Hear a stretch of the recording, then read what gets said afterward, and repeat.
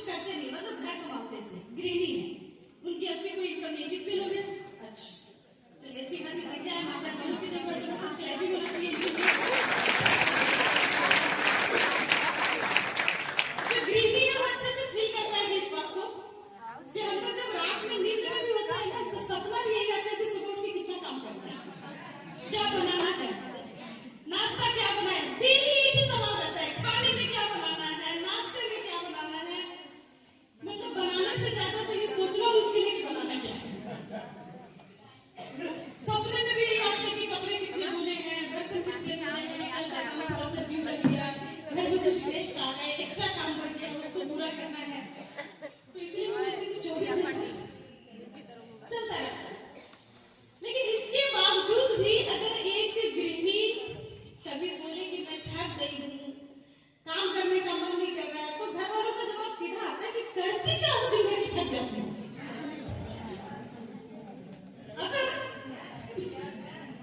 अच्छा देखो, एक सिंपल महिला अगर किसी के घर में झाड़ू पोछा करने चली जाए ना, तो बोलती है काम करने गई।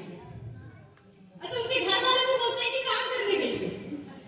अपने घर में 5 बार झाड़ू पोछा लगा लो, लोग क्या बोलेंगे, कोई काम ही नहीं है, दिन भर झाड़ू पोछा करते हैं, मतलब इसकी कोई कीमत ही नहीं है।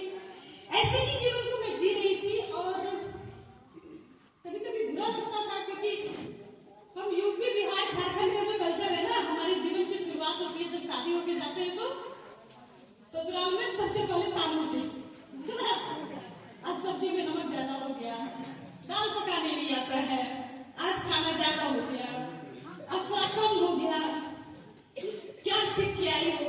अच्छा, घर में जब तक मायके में हो तब तक मम्मी से ही सुनना पड़ता है कि अच्छे से काम सीखो, ससुराल जाएगी तो हमको गाली सुनवाएगी, अपने घर में जाके जो करना होगा करना, यहाँ पे काम अच्छे से सीख के जाओ। और जब ससुराल में जाओ तो हर कदम पे बोलेंगे कि अपने घर से क्या सीख के आई। अच्छा, कुछ भी सीख के जाओ कोई फर्क नहीं पड़ता है, क्योंकि जब भी शादी होती है ना, तो 2 अलग अलग सोच वाले परिवार होते हैं। तो हमारे यहाँ के लोगों को मीठा पसंद है, हो सकता है उनके यहाँ नमकीन पसंद है, तो आप मीठा खिलाएंगे तो बुरा ही लगेगा। तो ये सिंपल सी इंटरनेशनल प्रॉब्लम है। आज तक कोई भी ऐसी सास नहीं होगी कि बहू का तारीफ करे, और कोई भी ऐसी बहू नहीं होगी जो सास की तारीफ करे। हाँ, होता है, कहाँ पे होता है जानना चाहते हैं? 36 का आंकड़ा जानने से नहीं, एक्चुअली क्या होता है, कुंडली पति पत्नी के नहीं मिलाते हैं, सास बहू को मिलाना चाहिए।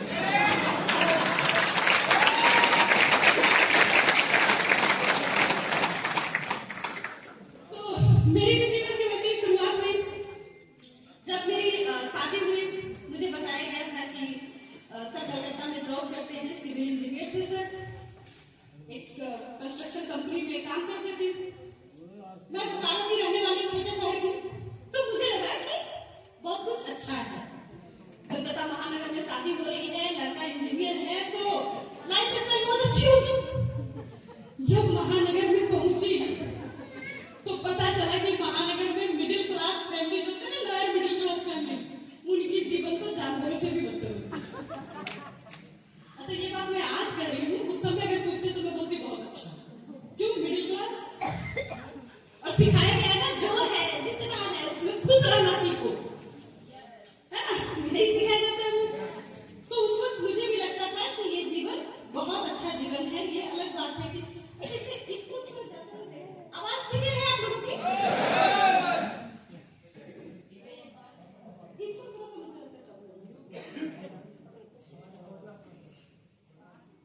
तो जब गई वहां पे तो लगा कि सब कुछ ठीक ठाक ही है, चलो जिंदगी चलती है ऐसे। ये अलग बात है कि एक सिंगल रूम का घर था, 7 आदमी का परिवार था, सास ससुर देवर सभी थे उसमें, और उसमें हम लोग एक ही रूम में, उसी में नहाना, उसी में खाना बनाना, उसी में सोना, सब कुछ एक ही रूम में होता था। बेड की व्यवस्था हमारे यहाँ ऐसी थी कि बेड को थोड़ा ऊंचा करते थे, कुछ लोग बेड के नीचे सोते थे, कुछ लोग बेड के ऊपर सोते थे। इस लाइफ स्टाइल को मैं जी रही थी। तो संजोग अच्छा है कि हमारे यहाँ क्या होता है ना कि मिथिलांचल में खास करके शादी के बाद इतनी रस्में होती है कि आधा, मतलब 2 साल तक तो आधा समय मायके में कट जाता है, कभी कुछ है तो आना जाना लगा रहता है। लेकिन जन्म हुआ, अच्छी खासी लग रहा था मुझे, जीवन चल रहा है, मैं उस लाइफ को एंजॉय नहीं कर रही थी। सर कमा के आते थे, अपना रूटीन बहुत सेट था। संडे के संडे कहीं ना कहीं जाना है, जाइए कहा, जितनी औकात थी उसमें बस एक पिक्चर देख सकते थे। तो जब सैलरी आती थी तो पहला संडे को हम लोग कोलकाता के अच्छे वाले एसी हॉल में जाते थे, और जब दूसरा तीसरा संडे आता था ना, बाकी के 3 संडे, तो कभी पार्क में चले जाते थे या फिर चुन के जाते थे कि किस सिनेमा हॉल की टिकट सबसे सस्ती होगी, क्योंकि एक मिडिल क्लास जॉब वाले का जीवन ऐसे ही चलता है। ऐसी कंप्रोमाइज फ्री जीवन जी रही थी, फिर भी लग रहा था सब अच्छा है। अगर मैं मेरे घर के खाने पीने की स्थिति बताऊं तो यहाँ बहुत सारी गृहिणियां हैं, आप लोग समझ सकती है कि 7 आदमी का परिवार था और 1 लीटर तेल में महीना चलाना था। तो क्या पकवान बनते होंगे हमारे घर, और अगर महीना खत्म होने से पहले वो 1 लीटर तेल खत्म हो गया तो सास ससुर का ताना सुनो, बड़े घर से आई है, चलना नहीं आता है, हम लोग तो भैया ऐसे ही चलाए हैं। अब अगर 2-3 दिन बच गया है तो जैसे बनाना है बनाओ, वो जब अगला सैलरी आएगा तभी तेल आएगा। ऐसे गलती उन लोगों की भी नहीं है, क्योंकि इसी जीवन को हम लोग समझते थे कि अच्छा जीवन है, वो भी खुश थे, मुझे भी लग रहा था चलो यही अच्छी जीवन है, जो कमी है अपने में सुधारना है, अब अगले महीने से 1 लीटर में ही चलाना है। गर्मियों के मौसम में जब आम आता था, हमारे यहाँ आम सबसे ज्यादा फेमस होता है ना, पसंदीदा फल, तो मायके में जब मैं थी तो मैंने हमेशा देखा कि मेरे पिताजी जब भी आम लाते थे तो वो टोकरे में भर के लाते थे। कभी केजी से आम मेरे घर में नहीं आया, टोकरी में आता था। और 6 भाई बहनों का हम लोग का परिवार था, जो खाना है खाओ। ससुराल में जब गई तो पीस में आता था, 1 या 2 पीस आम आती थी वहां पे, और सारा खाना मैं बनाती थी। सारा खाना बनाना ही क्या था, बजट तो मैंने बता ही दिया था, तो बाकी चीजें मैं बनाती थी। मेरी सासू माँ 2 पीस आम को लेती थी, उसको निचोड़ती थी, पूरा इतना निचोड़ती थी कि वो आम भी बेचारा सोचता होगा कि कहाँ फंस गया, और फिर उसमें 1 गिलास पानी मिलाती थी और 2 चम्मच चीनी मिलाती थी, और उसके बाद सभी को ईमानदारी से बराबर बराबर कटोरे में बांट देती थी। और कभी आलू का चोखा, कभी मूंग दाल का चोखा, चटनी जो लोग बोलते उसके साथ, और उसी आम के साथ हमारा खाना होता था। और हम लोग समझते थे कि वाह क्या 56 लोग खा रहे हैं, उसी में खुश। क्यों खुश? क्योंकि हम मिडिल क्लास लोग जब जाते हैं ना पढ़ाई करने, बच्चों को हम लोग स्कूल भेजते हैं कि बच्चा पढ़ेगा लिखेगा तो कामयाब बनेगा, और स्कूल में पढ़ाते क्या है, तेती पांव पसारिए जेती लंबी सो, मतलब चादर छोटी है तो पैर मोड़ के सो जाओ, कोई ये नहीं बोलता है कि तुम चादर को भी बड़ा कर सकते हो।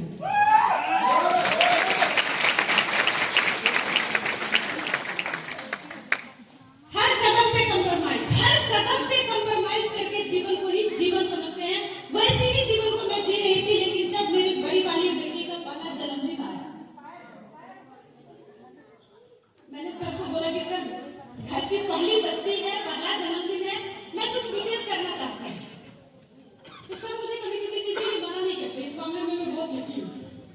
तो सर ने बोला क्या करना है, जो करना चाहो कर लो। तो मैंने बोला नहीं ज्यादा कुछ नहीं करना है, आज खाने में पूरी सब्जी बना लूंगी और सोच रही हूँ कि एक फ्रॉक बेटी के लिए ले लूं। तो सर बोले कि ठीक है तुम मार्केट जाओ, पसंद करके रखना, मैं आऊंगा तो पेमेंट कर दूंगा, क्योंकि सर के पैकेट में उतना पैसा उसको खाने की वो देके जाता है। मतलब स्थिति क्या थी घर की वो मैं बताना चाह रही हूँ। मैं मार्केट में गई, बहुत एक्साइटेड थी, तो मुझे जो फ्रॉक सबसे अच्छा लगा मैं उसको पसंद करके साइड में रखवा के आ गई। शाम में सर को लेकर के मार्केट वापस से गई। सर जैसे ही वो फ्रॉक सामने लाया दुकानदार निकाल के, तो मेरी नजर फ्रॉक पे थी और सर की नजर प्राइस टैग पे थी। उसकी कीमत थी 500 रुपए। सर ने जैसे ही वो टैग देखा, सर बोले कि अच्छा नहीं है फ्रॉक, ये इतनी छोटी बच्ची है, ऐसा फ्रॉक पहनेगी कंफर्टेबल नहीं रहेगा, आराम से बैठ नहीं पाएगी, खेल नहीं पाएगी, ये डिजाइनर फ्रॉक है, कुछ और लेते हैं। तो मेरे समझ में आ गया कि बंदे के पैकेट में पैसा नहीं है।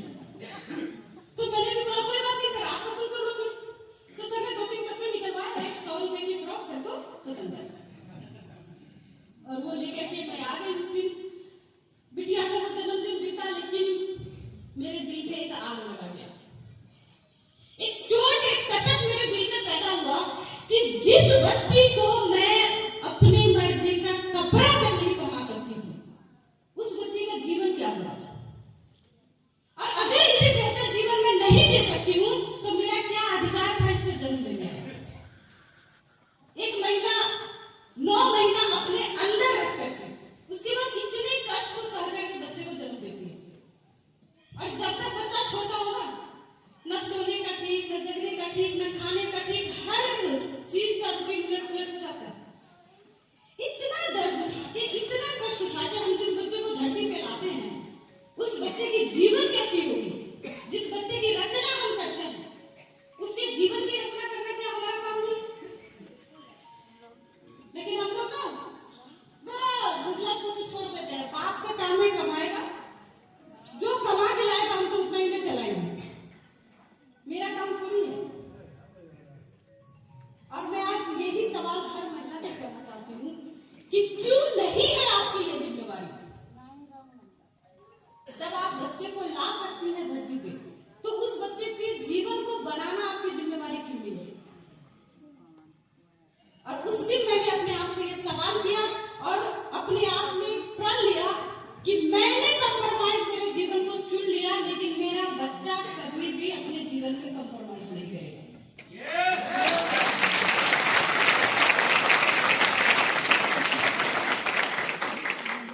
अच्छा, मेरे कहने का ये मतलब नहीं है कि कल से अपने पतिदेव से लड़ना शुरू कर दीजिएगा कि जाना से भी होगा, चोरी करो, डाका डालो, लेकिन लाके दो। तो इस बात का मीनिंग बिल्कुल ये नहीं है, क्योंकि मैंने क्या किया उसके बाद, जब मैंने ये डिसीजन लिया कि मुझे मेरे बच्चों को जैसी तैसी जिंदगी नहीं जीने देना है, तो मैंने ढूंढना शुरू किया कि क्या करके जीवन को बदला जा सकता है। और कहते हैं ना कि आप शिद्दत से कुछ चाहते हो ना, ऊपर वाला आपको चाहत से मिलाता जरूर है। एक सप्ताह के अंदर ही मेरे पास सर सामने जब घर आए काम करके, तो सर के हाथ में एक शैम्पू की बोतल थी और एक ऑडियो कैसेट थी। और वो जो शैम्पू की बोतल थी 100 ml की बोतल थी और उसकी कीमत थी 500 रुपए। तो जैसे ही मैंने उस पे प्राइस देखा तो मेरा तो माथा गरम, क्योंकि बेटी का फ्रॉक ले लिए 500 में और शैम्पू लेके आए हैं, लेकिन सर ने बढ़ाने से पहले बोला कि फ्री में मिला है। तो चलो मुझे भी लगा ठीक है भैया, फ्री में मिला है तो कोई फर्क नहीं पड़ता। फ्री में प्रोडक्ट मिली थी, आज तक याद नहीं है कि वो कौन सी कंपनी की थी, क्या थी, क्योंकि सोचा भी नहीं, दिमाग वहां तक गया भी नहीं कि इस शैम्पू को दोबारा खरीदने का सोच भी सकते हैं। फ्री में था इसलिए यूज किया। लेकिन एक अच्छी बात थी कि एक ऑडियो कैसेट था उसके साथ, और उस कैसेट में एक कपल में थे, पति पत्नी, वो बातें कर रहे थे जीवन को बदलने की। ज्यादा कुछ तो समझ में नहीं आई, लेकिन इतना समझ में आ गया कि बिजनेस करने से अमीर बना जा सकता है।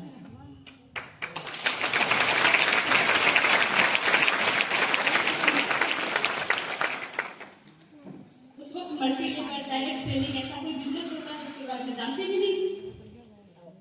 इतना सिर्फ समझ में आया कि बिजनेस करने से अमीर हो जा सकता है, क्योंकि मेरे पिताजी बिजनेसमैन थे, उनकी एक साबुन की फैक्ट्री थी, तो ससुराल से अच्छी स्थिति मायने की थी, तो लगा कि बात सही है। और मैंने सर को बोला कि सर हम लोग बिजनेस करेंगे, जॉब भी करना है। और कहीं ना कहीं सर भी जॉब से खुश नहीं थे, क्योंकि किसी के अंदर काम करना, बॉस की बातें सुनना उन्हें भी समझ में नहीं आ रहा था, लेकिन करें क्या? तो जब मैंने बोला कि बिजनेस करेंगे, तो सर बोले ठीक है तुम पता करो हम लोग क्या कर सकते हैं।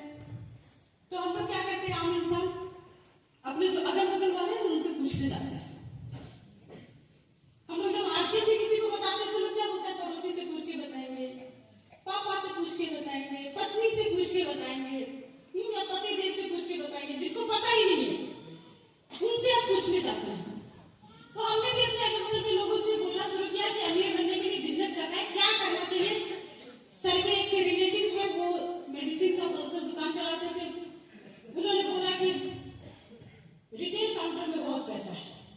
अच्छा, हिंदुस्तान में एक और खासियत है, लोगों को पता हो या ना पता हो, लेकिन सलाह जरूर देंगे, राय चंद हर कोई तो सलाह जरूर देंगे। उन्होंने सलाह दिया कि रिटेल काउंटर में बहुत पैसा है। हमने तुरंत डिसीजन लिया। कोलकाता महानगर में रह करके बिजनेस करना संभव नहीं था, उतनी पूंजी नहीं थी, तो छोटे शहर में आने का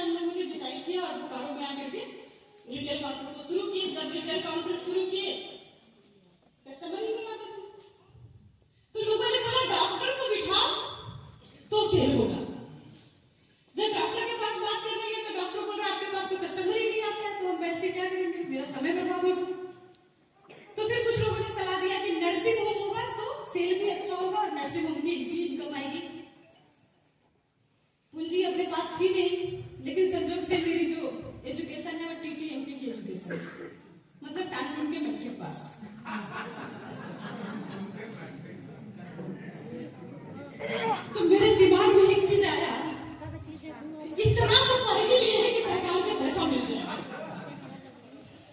शिक्षित बेरोजगार का तो लोन उठा ही सकते हैं। और मैंने पीएमआरवाई से लोन उठाया, नर्सिंग होम स्टार्ट की। अब अपने पास रिटेल काउंटर था, नर्सिंग होम था। हालात ऐसे होते थे कि रात में 10 बजे 12 बजे सोने के लिए गए, 1 बजे में कोई पेशेंट आ गया, उठ के जाओ, पेशेंट को टेकअप करो, डॉक्टर को लेके आओ, उसको देखो। और छोटी नर्सिंग होम थी, इनकम कम था, तो स्टाफ भी कम थे, तो स्टाफ की जगह पे कभी कभी मैं ही चली जाती थी। तो मतलब नर्सिंग होम का फुल एक्सपीरियंस है, ओटी से लेकर के स्वीपर तक सारे काम जानती हूँ क्योंकि सारा कुछ किया है समय के हिसाब से। तो मैं अक्सर पेशेंट को टेकअप करके जाती थी जब तक बाकी लोग आएंगे। इतनी मेहनत के बाद जब बिल बनता था, तो जैसे ही बिल का टाइम आता ना, किसी न किसी का फोन आ जाता, कभी कोई नेताजी, कभी मुखिया जी, कभी एरिया के दबंग, ये मेरा आदमी है, देख लीजिएगा। अब जिसकी जैसी बात है भैया उसके हिसाब से देखना पड़ता है, जो जितना पावरफुल है उसके हिसाब से डिस्काउंट कर रहे हैं आपको। क्योंकि अगर व्यवसाय करना है, बिजनेस करना है, तो बोलते ना पानी पे रहते मगरमच्छ से बैर नहीं करते। नतीजा क्या होता था, जब हम लोग महीने के लास्ट में हिसाब करते तो जितनी इनकम आई उससे ज्यादा खर्च हो गई। लोन का अलग पैसा देना है, लगभग 6-7 महीने ऐसे चला। फिर सर बोले कि देखो हम लोग तो एक तो पहले से भी हमारी फैमिली से और ऐसे में तो पता नहीं क्या हो जाएगा, तो कुछ और भी ट्राई करते हैं। और सर ने ट्राई किया और सर का बैंक में जॉब हो गया। अब तो हमारे पास बैंक में जॉब थी, नर्सिंग होम थी, रिटेल काउंटर था। सर सुबह से लेकर शाम तक मशीन की तरह लगे रहते थे। रात में 1 बजे 1:30 बजे सोना, सुबह 6 बजे से उठ के नर्सिंग होम जाना, फिर वहां संभालना, उसके बाद फिर बैंक जाना। और स्थिति ऐसी होती जा रही थी कि घर में ढंग से खाने को भी नहीं हो पाता। दिन ब दिन स्थिति हमारी बिगड़ते जा रही थी, क्योंकि लोन वगैरह भी ले लिए थे। उसी दौरान कहीं ना कहीं तो मुझे लगने लगा था कि शायद मैंने गलत डिसीजन लिया। कितना अच्छा जॉब था, कोलकाता में थे, कम से कम काम तो चल रहा था। ये अमीर बनने के चक्कर में तो और कहाँ गए। लेकिन उसी समय एक घटना घटी। कहते हैं ना, जब ऊपर वाला आपके सारे दुख दर्द से परेशान हो जाता है और दुख दर्द से मुक्ति दिलाना चाहता है, तो वो किसी को आपके घर में आरसीएम लेके भेज देता है।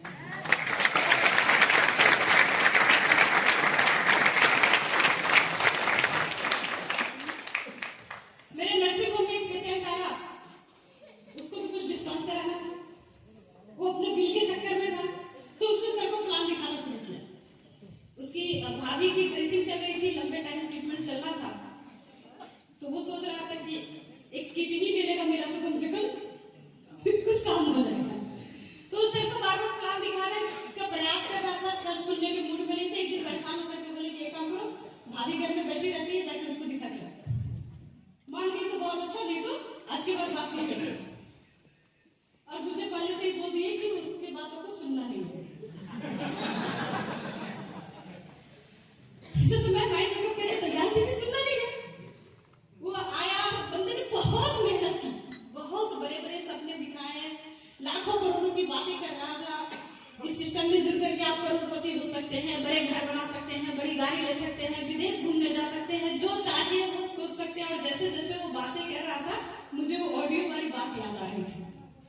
तो मेरे दिमाग में चल रहा था कि एक का सुन के तो यहाँ फंसे हैं और दूसरे का सुनेंगे तो क्या होगा पता नहीं। तो मेरा माइंड पूरा सेट था कि सुनना ही नहीं है, क्योंकि देखो आम आदमी को बड़ी बड़ी बातें जल्दी समझ में नहीं आती। लेकिन लास्ट में उस बंदे ने जो एक बात कही, वो बात मेरे जीवन को पूरा चेंज करके रख दिया। लास्ट में उस बंदे ने कहा कि इस सिस्टम में जुड़ करके अगर आप एक साबुन खरीदते हैं तो आपके बैंक अकाउंट में 1 रुपया आएगा। और वो 1 रुपया मुझे फटाफट समझ में आ गया, लाखों करोड़ों नहीं समझ में आ रहा है। अच्छा क्यों समझ में आया? देखो हम महिलाएं गुल्लक में पैसा जमा करती है, तो अगर 1 साल पूरा होने पे गुल्लक भरने पे जब तोड़ो तो इतनी खुशी मिलती है, लगता है जैसे कुबेर का खजाना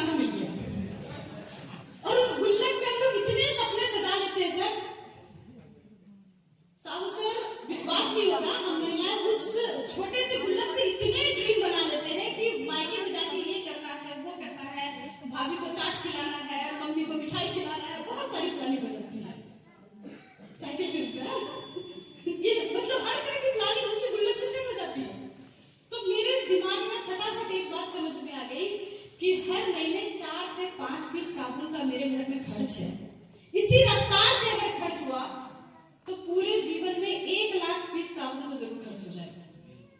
और 1 रुपया अगर एक साबुन पे बचता है तो बुढ़ापे में मेरा रिटायरमेंट फंड 1 लाख रुपया।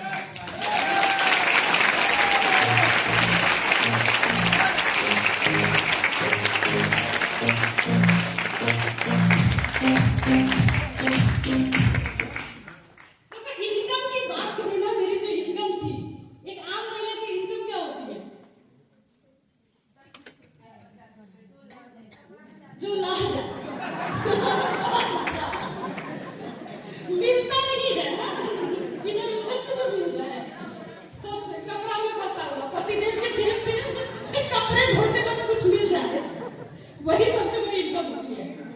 सब्जी भाजी खरीदने में अगर 4-5 रुपए चला ले, कभी देखो बताया 100 रुपए का लाए 90 में कर डाले, मोल मोलाई करके 100 रुपए की सब्जी खरीद ले, 10 रुपए की मिर्ची खरीद ले, वो 10 रुपए आपका बचता है। यही तो इनकम। ऐसी ही इनकम मेरी भी थी और बात लाखों की रिटायरमेंट फंड की हो रही थी। मैंने तुरंत बिना किसी एक्सक्यूज के सिस्टम को ज्वाइन किया। जब ज्वाइन की तो मैं बहुत एक्साइटेड थी, बहुत मतलब इंतजार कर रही थी सर का कि आज तो जबरदस्त कुछ किया है। सर जैसे ही घर आए शाम में तो मैंने सर को बोला कि सर आज तो मैंने एक ऐसे सिस्टम को ज्वाइन किया है जिसका एक प्रोडक्ट यूज करेंगे तो 1 लाख रुपया आएगा और अगर सारा कुछ करेंगे तो हम लोग करोड़पति बन सकते हैं।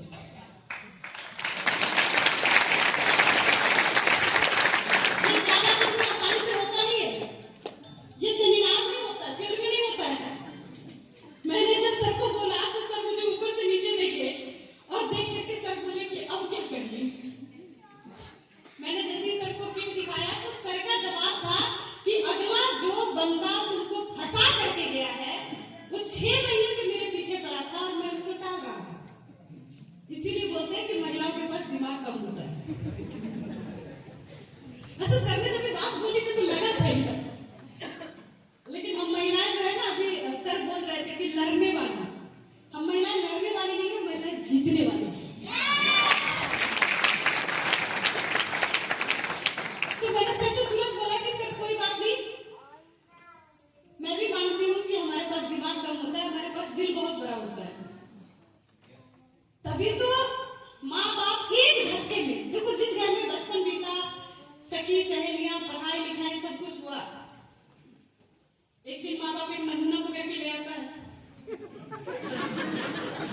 तो बोलते इसी के साथ पूरा जीवन जुटाना है।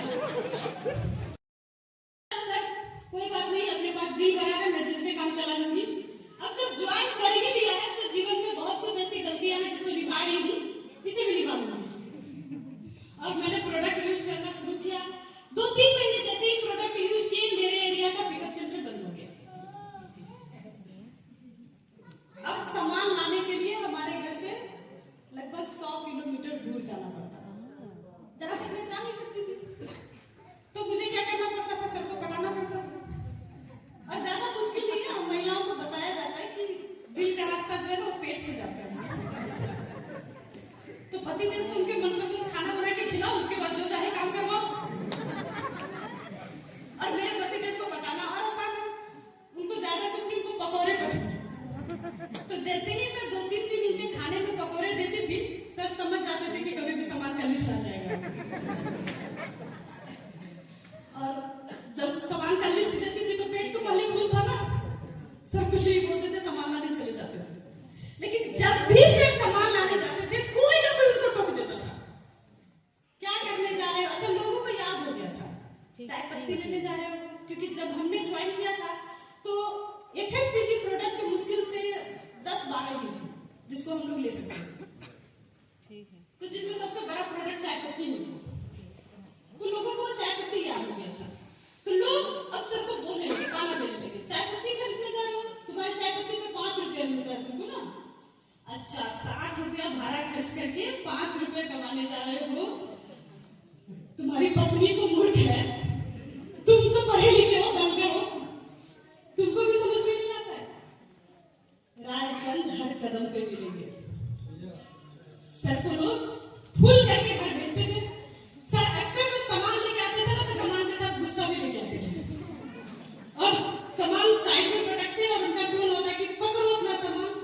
लगा करके रखी होती है। तो मेरे समझ में आ जाता था कि किसी ने आज हवा निकाला है। तो मैं कुछ नहीं बोलती थी, चुपचाप सर को एक गिलास पानी और चाय बना के दे देती थी।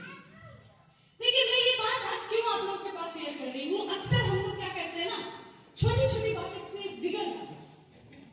मैं भी लड़ सकती थी, मैं भी उनको बोल सकती थी कि आपके जीवन को ठीक करने के लिए तो मैं करना चाह रही हूँ, पैसा आएगा तो आप भी रखेंगे, हम थोड़े रखने वाले हैं। बहस करने के लिए बहुत कुछ कारण हो सकता था, लेकिन मैं उस वक्त चुपचाप उनको एक गिलास पानी पी के विदा कर देती थी। सर के पास इतना काम था कि टाइम ही नहीं था झगड़ा करने का, और मामला वहां पे शांत हो जाता था। 7 महीने लगभग इसी तरह चला। 7 महीने बाद पहली बार मेरे नाम से एक चेक आया। उस वक्त कंपनी से चेक आती थी, मेरा बैंक में अकाउंट भी नहीं था, आरसीएम के चेक से ही मैंने अकाउंट खुलवाया है। और ऐसे बहुत सारे लोग होंगे जो आरसीएम के चेक से ही बैंक अकाउंट खुलवाए हैं। पहली बार मेरे नाम से एक चेक आया जिसपे लिखा हुआ था 555 अमाउंट, और मैं बहुत एक्साइटेड थी, बहुत खुश थी, क्योंकि जो महिला 20-25 रुपए के लिए भी 5-10 रुपए तक के लिए भी आश्रित रहती थी किसी के ऊपर, कुछ भी एक्स्ट्रा नहीं किया, नहाती पहले भी थी, चाय पहले भी पीती थी, खाना पहले भी खाती थी, कपड़े पहले भी धोती थी, बस उसी काम को करने से, दुकान को चेंज करने से पहली बार मेरे नाम से इनकम आया था।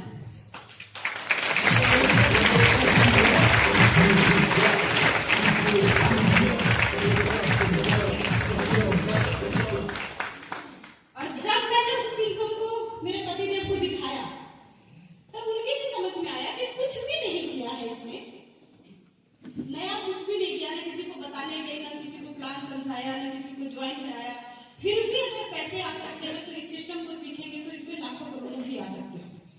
और सर ने बोला कि एक काम करो, कुछ पकौड़े वगैरह बनाओ, उसको पकड़ के लाता हूँ तो तुमको फंसा के ले आता। और जब सर उसके पास पहुंचे कि चलो हमें आरसीएम बताओ कैसे करना है, तो उस बंदा का जवाब था कि तुमको आज तक आरसीएम याद है, हम तो कब का भूल गए। अक्सर लोग यही पे गलती करते हैं। जिस बंदे ने मुझे आरसीएम का प्लान बताया था, जिसने मुझे आरसीएम के बारे में बताया था, आज भी लोगों के घरों में शादियों में फोटो खींचता है। मैंने उससे प्लान देखा था, लोग मेरे साथ फोटो खिंचवाते हैं।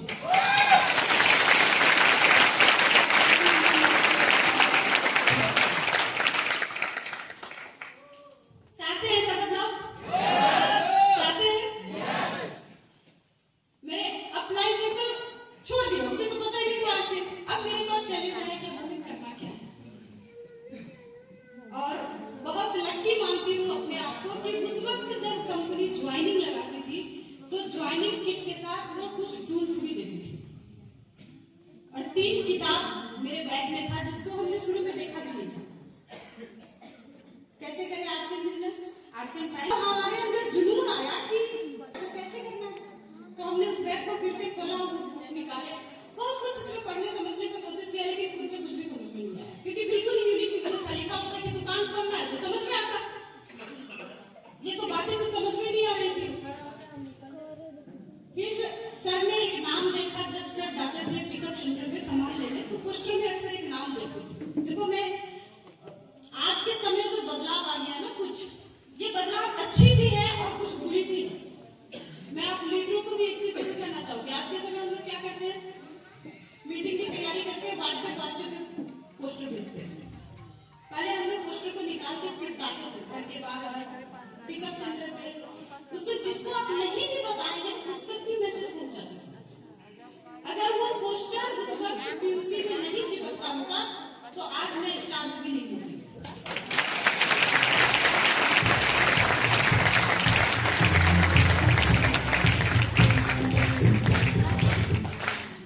मेरे जीवन में जो सबसे बड़ा रोल रहा मेरे जीवन को चेंज करने का, पहला रोल उस टूल्स का था जो मेरे साथ मिला था, और दूसरा रोल उस पोस्टर का था जिसपे एक नाम लिखा हुआ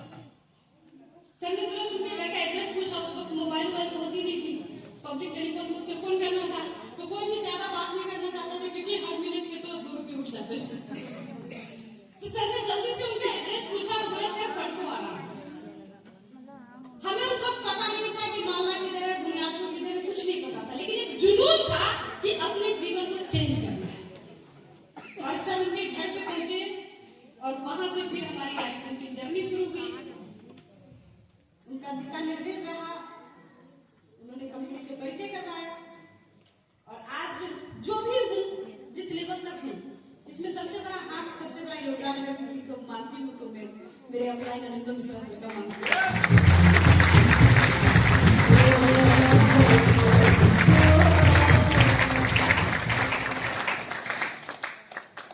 थोड़ी सी बात रखना चाहूंगी, क्या बदला मेरे जीवन में। मैं पहले ही बता चुकी हूँ कि मेरा जो लाइफ स्टाइल पहले था, एक सिंगल रूम में रहना, जीवन शैली ऐसी थी कि एक साड़ी तक खरीदने के लिए सोचना पड़ता था।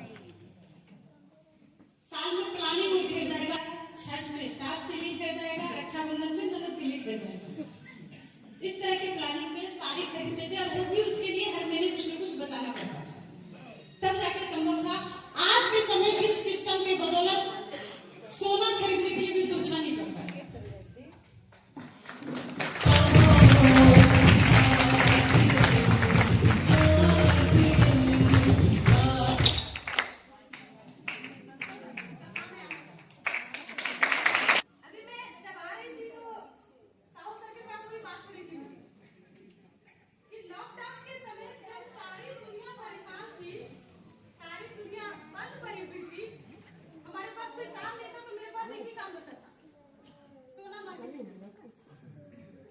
क्योंकि ज्यादा दुकान खुले नहीं थे, तो हम लोग के दुकान खुलते थे। तो हमारे घर में जब भी हम लोग को बैठे बैठे मन हो गया कुछ नहीं करने को मिल रहा है तो चलो सोना दुकान में जाके खरीद के आए। और जितनी जेवर मुझे शादी में मिली उससे नहीं इतना ज्यादा आगे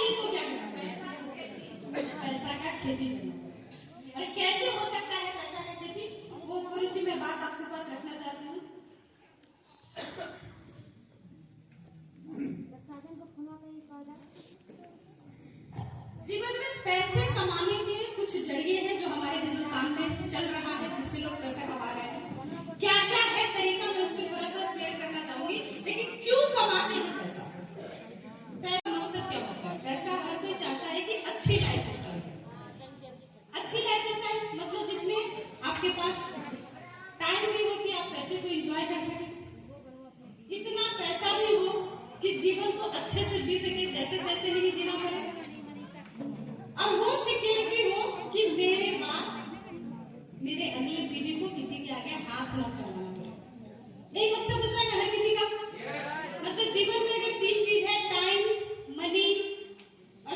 सिक्योरिटी, तो हम समझते हैं कि जीवन बहुत अच्छा है। लेकिन इसके साथ एक और बहुत महत्वपूर्ण चीज है हेल्थ। आपके पास टाइम है, मनी है, सिक्योरिटी है, और अगर स्वास्थ्य नहीं है, कितना भी पैसा होगा, बोलेंगे तीर्थ यात्रा में चलो, जा ही नहीं सकते हैं क्योंकि शरीर नहीं साथ में रहेगा। राकेश झुनझुनवाला एक उदाहरण है, बहुत पैसा कमाया शेयर मार्केट में, लेकिन अपने पैर से चलना भी मुश्किल था। एक एक दिन इंतजार कर रहा था कि कब ऊपर वाला बुला ले। तो वैसा जीवन भी कोई सफल जीवन नहीं हुआ। तो अगर आप सफल जीवन जीना चाहते हैं तो आपके पास होना चाहिए टाइम, मनी, सिक्योरिटी और हेल्थ। अब देखते हैं कि जरिया क्या है इन चीजों को लेने का। हमारे यहाँ कमाने का जो जरिया होता है, सबसे पहले कुछ लोग ऐसे होते हैं जिनके जीवन का स्लोगन चलता है, आज खाएं कल का सोचें। मजदूर क्लास लोग जो होते हैं या किसान वर्ग, आज इनकम आ गई, बहुत अच्छा, कल आएगी कि नहीं आएगी पता नहीं। ये लोग जो होते हैं इनके पास टाइम होती है, क्योंकि काम नहीं है तो टाइम तो होगा ही ना। इनके पास टाइम होती है लेकिन इनके पास पैसे नहीं होते हैं, और जब पैसा नहीं है तो सिक्योरिटी नाम का कोई सवाल ही नहीं है। जिसको खाने का भी तकलीफ हो वो हेल्थ पे क्या काम करेगा। तो ऐसे लोगों के पास हेल्थ भी ठीक नहीं होता। इसीलिए हमारे भारत सरकार द्वारा भी लोगों का आयुष्मान भारत दिया जा रहा है। मरने नहीं देंगे, बीमार हो गए तो इलाज करा देंगे, तो सरकार ने व्यवस्था की है। भूख से मरने नहीं देंगे, बीमारी से मरने नहीं देंगे। सपना पूरा करना चाहते हो तो अपना सोचो, वो नहीं करने देगा, उसकी जिम्मेवारी उसकी नहीं, उसने जिंदा रखने का जिम्मेवारी लिया है। सपना पूरा करना है तो अपनी जिम्मेवारी खुद लेनी पड़ेगी, वो कोई करके नहीं दे सकता है।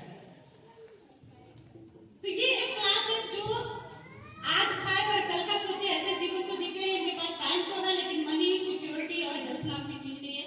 दूसरा एक क्लास है जिसके लिए तो खास करके हमारे यूपी, बिहार, झारखंड के लोग जो है ना कुछ भी करने को तैयार होते हैं। नौकरी के लिए तो कई बार एग्जाम देते हैं। कभी कभी तो पता चलता है कि बेटा और बाप दोनों का उम्र बराबर हो गया, इतना बार बोर्ड का एग्जाम देते हैं। दूसरे को भी एग्जाम में बैठाते हैं। जमीन बेच के घूस देने को तैयार है, कुछ भी करने को तैयार है जिस वर्ग के लिए। इस वर्ग का जो नाम है ये है जॉब करने वाले।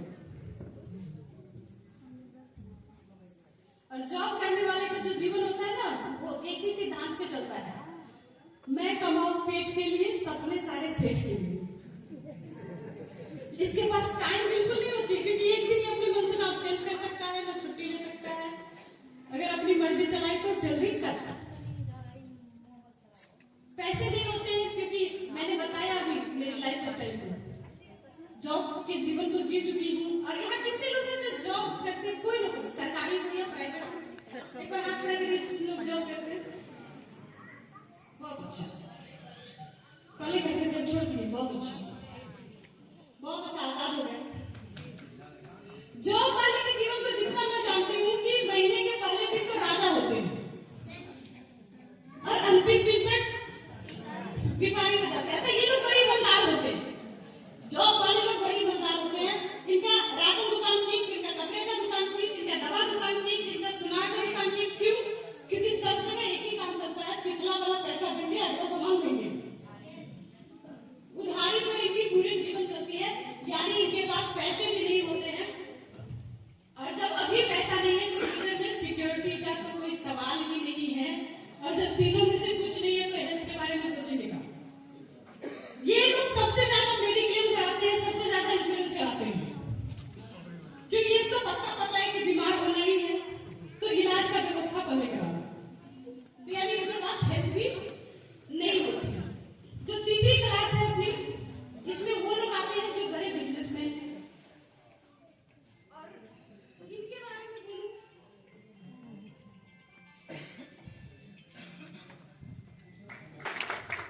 इनके बारे में बात करूं तो ये सकल से नवाब और मन में हर समय तनाव, हर समय टेंशन में जीते हैं। कब क्या हो जाए पता नहीं। आज अच्छा खासा दुकान बंद करके आए हैं, रातों रात चोरी हो गई तो, आग लग गया तो। कल ही मेरा एक डिस्ट्रीब्यूटर अररिया का बता रहा था कि एक उसी मोहल्ला में एक बड़े के दुकानदार के यहाँ डकैत घर में घुस करके सारा सामान उठा के लेके चले गए। मतलब ये हर वक्त डर में जीते, कुछ भी हो जाए। और बचा कुछ तो कोरोना जैसी कोई बीमारी आ गई तो, दंगे हो गए तो, हड़ताल हो गया तो, मतलब पूंजी भी लगाया, लेकिन हर वक्त टेंशन में जीते हैं। और यही कारण है कि ये लोग सबसे ज्यादा बीपी का, थायराइड का, शुगर का, मतलब इनकी सुबह होती है गोली से और शाम होती है गोली से। बिना गोली के तो नींद भी नहीं आती है। ये इनके जीवन की हालात होती है, यानी इनके पास टाइम बिल्कुल नहीं है, क्योंकि अगर एक दिन धंधा बंद तो इनकम बंद, तो समय इनके पास बिल्कुल नहीं है। पैसे तो है, क्योंकि बिजनेस को स्टार्ट किया तो पैसे तो है,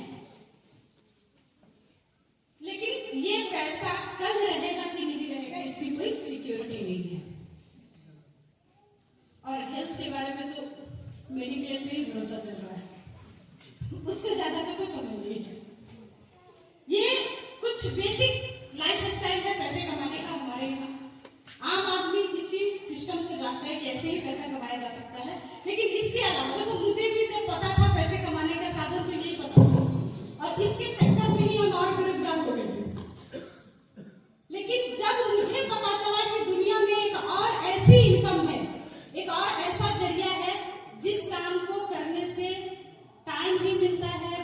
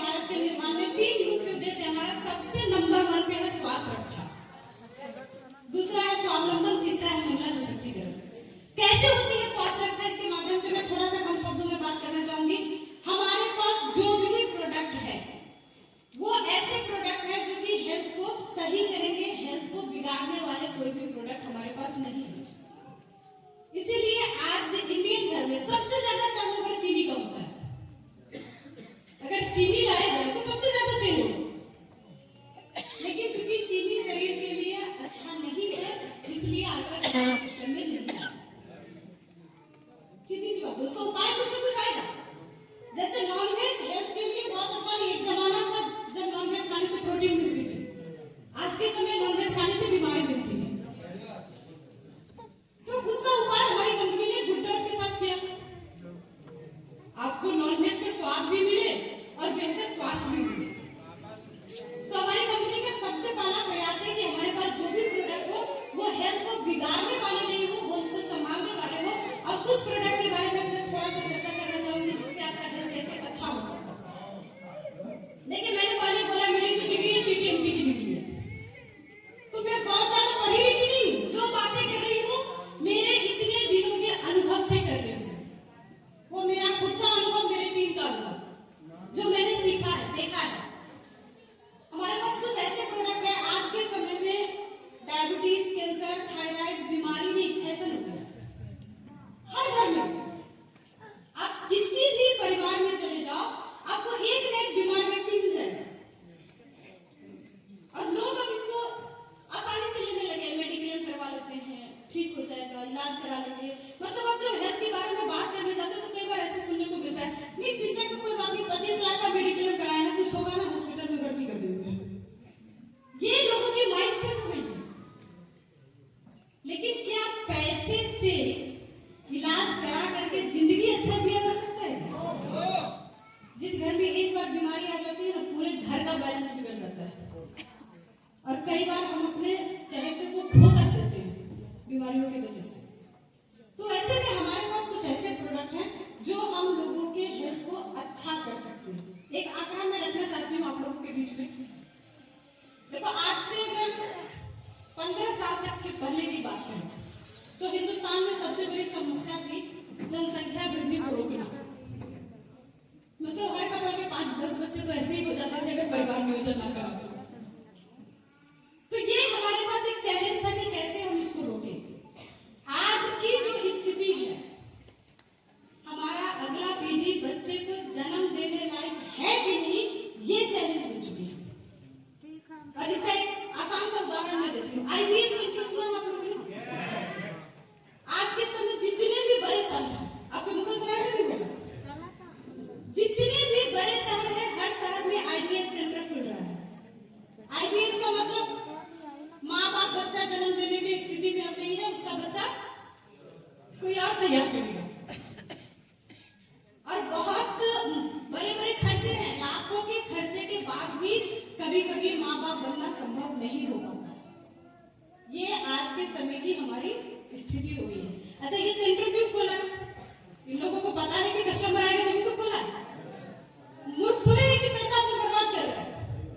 और हर बड़े शहर में लगातार मैं देखती हूँ ये सेंटर खुलते जा रहा है, क्योंकि आज जितने भी बच्चे पढ़ लिख के कॉर्पोरेट में काम कर रहे हैं, 90% बच्चों के साथ ये समस्या आ चुकी है।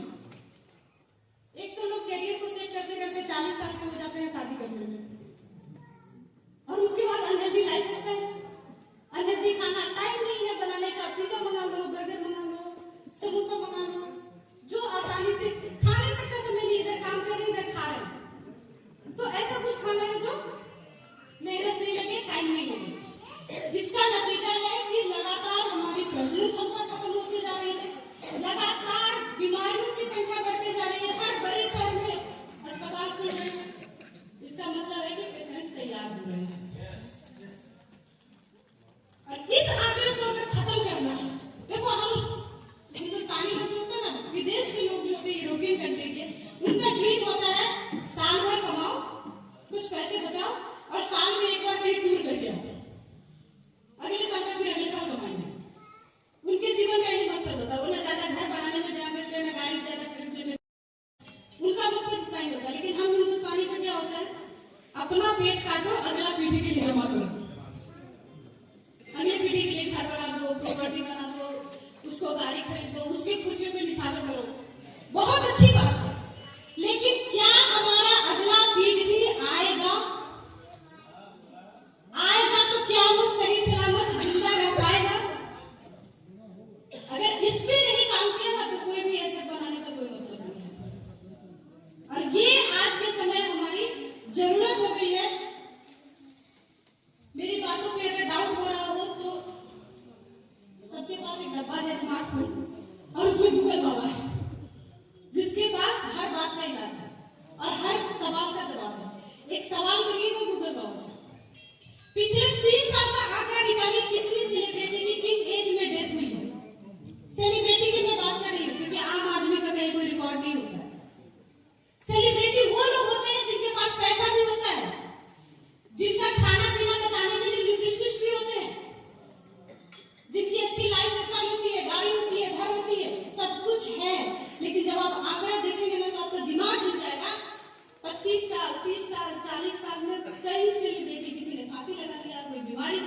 कोई हार्ट अटैक से मर रहे हैं, कोई क्रिकेट खेलते खेलते मर रहा है, कोई नाचते नाचते मर रहा है। ये हालात हो रही है देश की। हम जब आरसीएम में बात करने जाते हैं, जब हम न्यूट्रिशन बताने जाते हैं, तो अक्सर लोग बोलते हैं मेरे घर में तो दूध आता है, फल आता है, सब्जी आता है, खाने पीने की कोई कमी नहीं है। आता है ना ऐसा सुनने में? अब अगर आए ना तो उनको पूछिएगा कि मोहित सरदाना से ज्यादा पैसा है खाने के लिए? आज तक के न्यूज एंकर थे, 5 लाख महीने का पैकेज था। खाने की कमी थी क्या उसके पास? दीपेश भान, एक नाम सुना होगा आप लोगों ने, वो शायद धारावाहिक मुझे नहीं याद आ रहा लेकिन बहुत चर्चित है। दीपेश भान उसमें काम करते थे, क्रिकेट खेलते खेलते डेथ हो जाती है। अच्छा एक्टर है, काम तो एक्टिंग करना था ना, क्रिकेट खेलना तो काम नहीं था। फिर क्रिकेट क्यों खेल रहा था? क्योंकि किसी ने बोला होगा कि खेलोगे क्योंकि तो हेल्थ अच्छा रहेगा। हेल्थ को अच्छे रखने के प्रति जागरूक भी था, लेकिन फिर भी अगर खेलते खेलते हार्ट अटैक हो रही है तो इसका सबसे बड़ा कारण है, एक स्लोगन मैंने कहीं पढ़ा था कि अगर आप बिना संतुलित आहार के व्यायाम करते हो, एक्सरसाइज करते हो, तो इसका मतलब है आप अपने आप को सुसाइड की तरफ लेके जा रहे हो। स्वास्थ्य ध्यान में रखना चाहते हैं, एक्सरसाइज करना चाहते हैं, योगा करना चाहते हैं, लेकिन क्या जो आप खा रहे हैं वो आपको बेहतर स्वास्थ्य दे रहा है? आज के समय हमारे देश की जो स्थिति है, खेत से प्लेट तक आते आते इतनी सारी केमिकल होती है प्रोडक्ट में। आप जो खाओ, फल खाओ, सब्जी खाओ, अनाज खाओ, इतने सारे केमिकल होते हैं कि उसका अपना विटामिन मिनरल्स खत्म होकर के सिर्फ शरीर में केमिकल आता है। पौधा को लगाने से लेकर प्लेट तक आने तक में। तो ऐसे में क्या करना चाहिए, जानना चाहते हैं? क्या करना चाहिए? तो एक बहुत ही साधारण आसान उपाय है हमारे पास, न्यूट्रीचार्ज। सारे समस्याओं का इलाज। न्यूट्रीचार्ज वुमेन, महिलाओं के लिए, न्यूट्रीचार्ज मैन, महिलाओं के लिए। क्या होगा, ये ट्रेनिंग की बात है, बहुत लंबा मैं इसमें नहीं जाऊंगी, लेकिन एक लाइन में बताती हूँ। न्यूट्रीचार्ज हमारे शरीर में जो भी कमी है उसको पूरा करेगा। 3-4 क्लास में हमने पढ़ा था कि स्वस्थ जीवन जीने के लिए बैलेंस डाइट चाहिए। बैलेंस डाइट में होना क्या चाहिए? Carbohydrate, protein, vitamin, mineral, fibre, fat, पानी। कार्बोहाइड्रेट हमें आसानी से मिल जाता है क्योंकि हम लोग तो आलू भात खाने में खुश हो जाते हैं। तो हमारे जो खाने का तरीका है, इंडियन खाने का, कार्बोहाइड्रेट, फैट तो अच्छे से मिल जाती है, लेकिन मिनरल, विटामिन, प्रोटीन की कमी रह जाती है। इस कमी को पूरा करने के लिए अगर आप न्यूट्रीचार्ज प्रोवाइड, महिलाओं के लिए न्यूट्रीचार्ज वुमेन और पुरुषों के लिए न्यूट्रीचार्ज मैन देंगे तो ये कमी खुद ब खुद पूरी हो जाएगी। और ये कमी पूरी होने से क्या होगा? गुस्सा नहीं आएगा, झुंझलाहट नहीं आएगा, बात बात पे चिड़चिड़ाहट नहीं आएगा, मन खुश रहेगा। मन खुश रहेगा तो काम भी ज्यादा अच्छा करेगा। अरे आज की बात बताओ, घर में झगड़ा कम हो जाएगा। अभी क्या होता है, पतिदेव दिन भर बाहर काम करके आते हैं तो सोचते हैं कि घर जाएंगे तो पति लगेंगे, और पत्नी दिन भर इसी इंतजार में रहती है कि कब पति घर में आएगा और बच्चा उसको पकड़ा के थोड़ा सा आराम से सो जाऊंगी। और दोनों गुस्से से भरे हुए हैं, दोनों चिड़चिड़ाहट से भरे हुए हैं। दो एक्सप्रेस ट्रेन और एक ट्रेन पटरी पे आ जाती है ना तो एक्सीडेंट ही होता है। और यही कारण है हमारे हिंदुस्तान में डिवोर्स नाम का कोई चीज नहीं था। लोगों की शादियां निभ जाती थी, किसी से करो, बिना देखे। मेरी खुद की शादी हुई, मैंने सबका फोटो नहीं देखा था। ऐसी शादियां होती थी, फिर भी निभ जाती थी। आज के समय देख के, सुन के, बात करके, घूम के फिर के शादी करते हैं, फिर भी टिकना मुश्किल हो जाता है क्योंकि पेशेंस कम हो गया है लोगों में। आज के समय एक बहुत बड़ा चैलेंज है। माँ बाप बच्चे की पढ़ाई लिखाई पे खर्च कर देते हैं, लेकिन बच्चा अगर नंबर कम लाया ना, हमारे जमाने में तो नंबर कम आता था तो जम के पिटाई होती थी। आज के समय माँ बाप डर से बोल नहीं पाता, पता नहीं कब बच्चा सुसाइड करेगा। ये हालात हो गई है। सास पहले ज्यादा बदमाश थी। आप लोग अपनी सास से पूछिएगा कि कैसे जीवन बिताई हो। डंडा से मारती थी, खाना नहीं देती थी, घर में अगर कम हो गया तो तुम्हें को भूखे रहना। यह हालात था। नाप के, मेरी माँ तक बताती है कि नाप के चावल मिलता था कि